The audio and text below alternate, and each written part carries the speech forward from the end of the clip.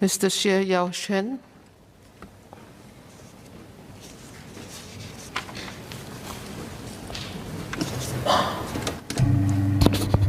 Madam, can I have your permission to take my two cards together? Yes, please proceed.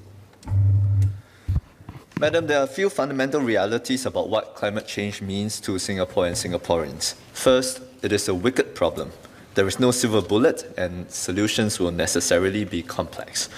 Number two, there is a part for all Singaporeans, all of us, to play and make a real difference despite our size.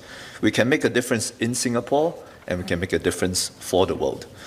And three, we need to start from young. To these ends, the SG Green Plan aims to enhance environmental sustainability in schools and get at least 20% of schools here to be carbon neutral by 2030, with the rest to follow thereafter.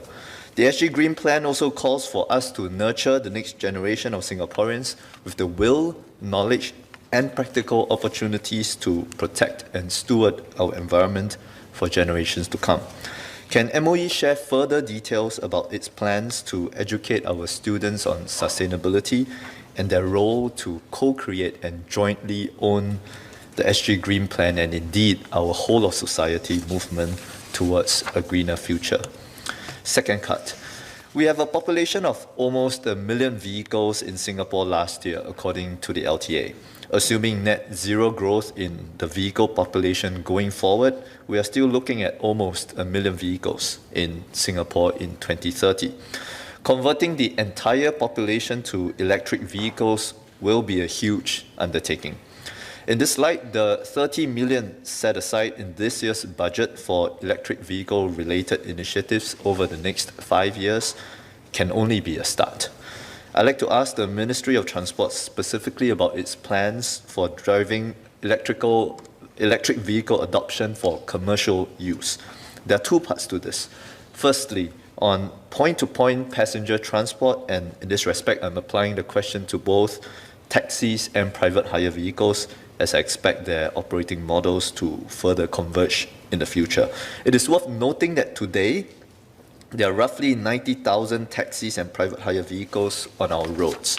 And so for both taxi and private hire businesses, what are the ministry's strategies to work with these companies to drive sector-wide adoption of electric vehicles?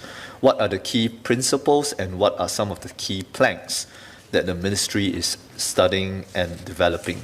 And this could be in terms of licensing requirements, or vehicle ownership regime, or the mix of charging infrastructure and its availability across both residential and depot settings, for example.